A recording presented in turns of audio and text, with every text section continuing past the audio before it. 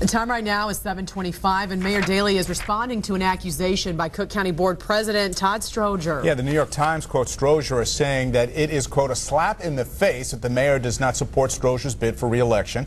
Mayor disagrees. Political analyst Thom Serafin is joining us now with all the war words that's developing. You know, it was just the other day that Stroger was saying that the black politicians in the city are asleep at the wheel. Now he's taking on Mayor Daley. Is this a smart move? Well, I don't think he's taking Mayor Daley on. I just think he's looking for some support, some help. He's got a tough primary in less than 60 days. The primary is February 2nd. He called it a slap in the face. If he's looking for support, it sounds like he put the mayor in an embarrassing situation at a press conference where the mayor's saying, "Hoo-ha!" Well, he could have stumbled over himself and said, well, "Who says I'm not supporting him?" Well, here's the situation. When you're a son or a daughter of a famous politician in Chicago, somebody that has worked the streets, somebody has fought in the streets, literally, and you haven't done that, it's sometimes a little bit harder for you to understand how to get from point A to point B. I mean, there's a lot of people. Dan Hines is seeing that experience now as the son of Tom Hines running for governor. He's got the same difficult experience.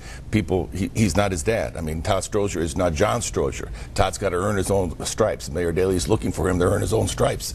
He's done a nice job so far in keeping the economic situation of the Cook County kind of on a even keel, even though he lost that 0.5% sales tax issue.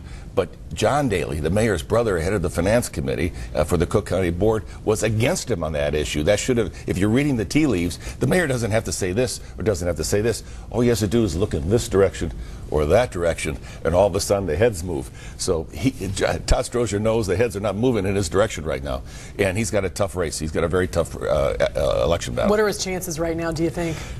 Less than 50-50. I mean, he's got some very strong opposition.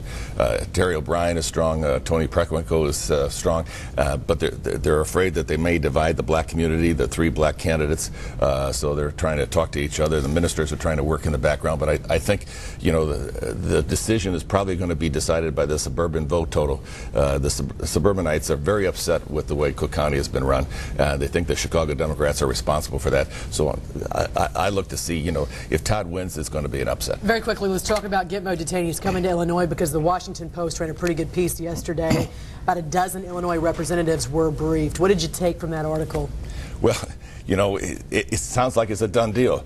The people locally believe it's a done deal, and they're briefing the Illinois delegation. Mark Kirk, John Schakowsky, everybody was there at that meeting last week. The White House wants to go there. They're going to buy from the state of Illinois for $145 million.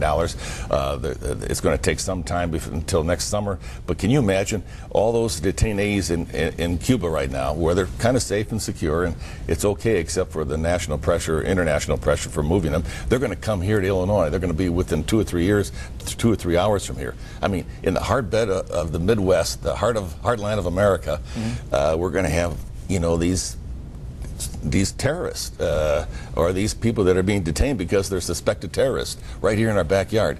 So the federal government and the Congressman Manzullo, who represents that part of the state, is against the issue. He wants a threat assessment from the federal government. Whether he gets that and whether or not, if he does get it, it's ever a public document, we'll probably never know. I doubt whether they're going to do a threat assessment publicly. But it's an amazing situation that we would have these people who are now secure in Cuba, except for the political situation, the political fallout from the Bush administration, to move them here and go through that extraordinary expense. Well, it makes you wonder, too, when they go to trial, will they be tried here in the United States? Because they are prisoners of war, detainees of war. You know, are they going to be in a military tribunal, or are they going to be tried like the suspected terrorists are in New York City? Well, you know, right now the articles of law permit us to hold them as detainees until the war is over with. They should be military tribunals as far as I'm concerned. There's no reason to put on a show trial unless you're trying to do something beyond the world of military in situations like that. If you're looking for politics, then you do something political. All right, Tom, thanks. Good to have you on the show. Coming up, a claim that gives